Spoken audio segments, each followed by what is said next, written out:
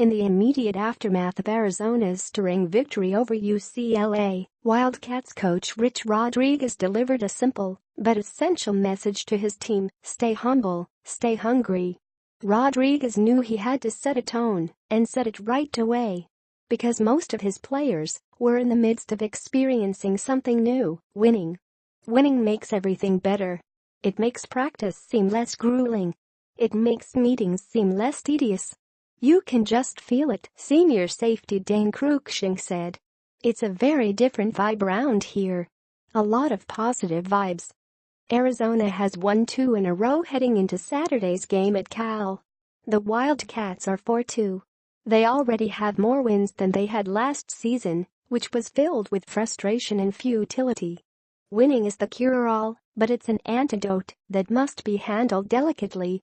As quarterback Khalil Tate put it, we're feeling good, but we can't be complacent.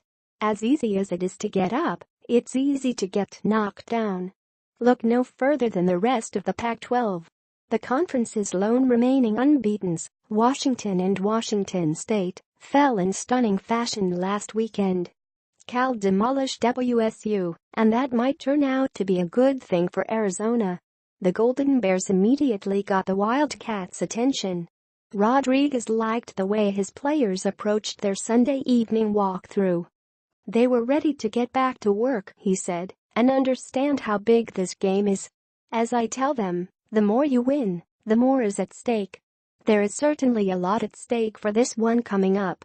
Arizona is tied with Arizona State for second place in the Pac-12 South. The Wildcats want to keep their momentum going to avoid taking 2 steps forward and 1 back.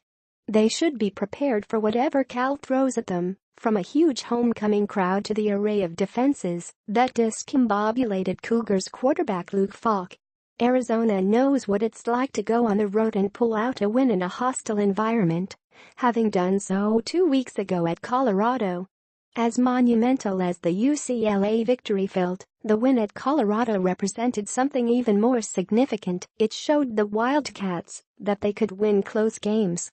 Last year's first 4 games mirrored this year's 2 relatively easy wins and 2 excruciating losses.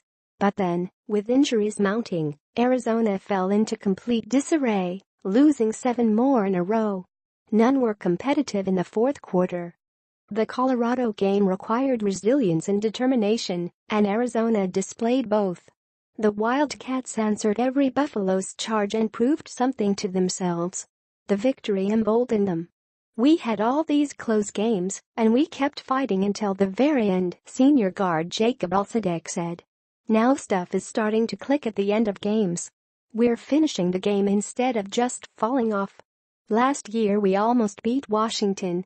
Then we hit a downfall. This year we kept fighting. We hit that uphill slope, and we're still climbing it. And of course, the Colorado game also gave birth to Tate the Great.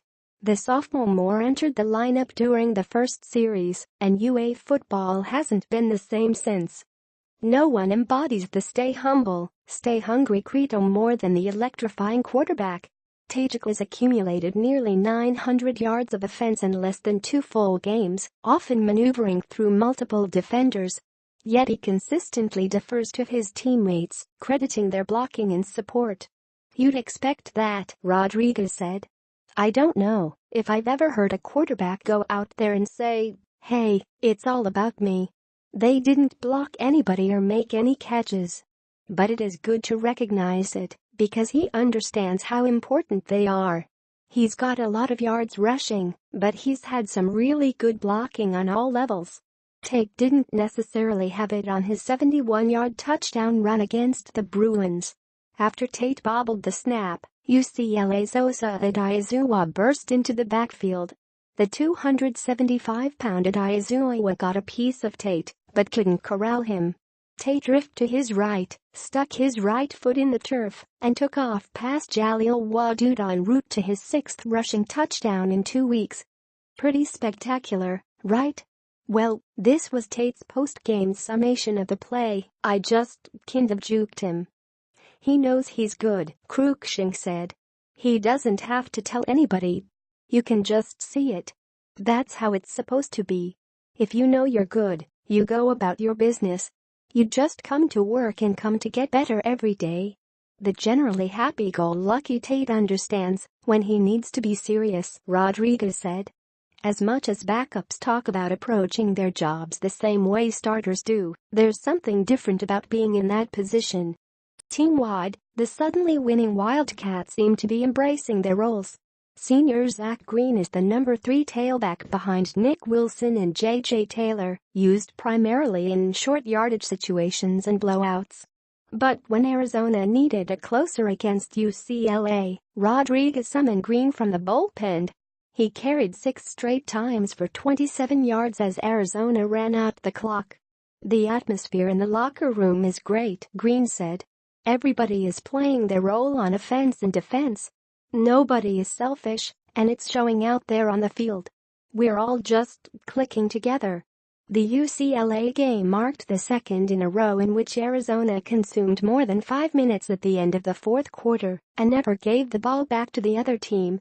Now the Wildcats need to finish the season the way they finished those games. We're certainly disappointed that we've stubbed our toe a couple of times, but you can't get those back, Rodriguez said. Now we know we're right in the middle of a long stretch of really good football teams. Hopefully we'll play good football and be in the mix at the end of the season.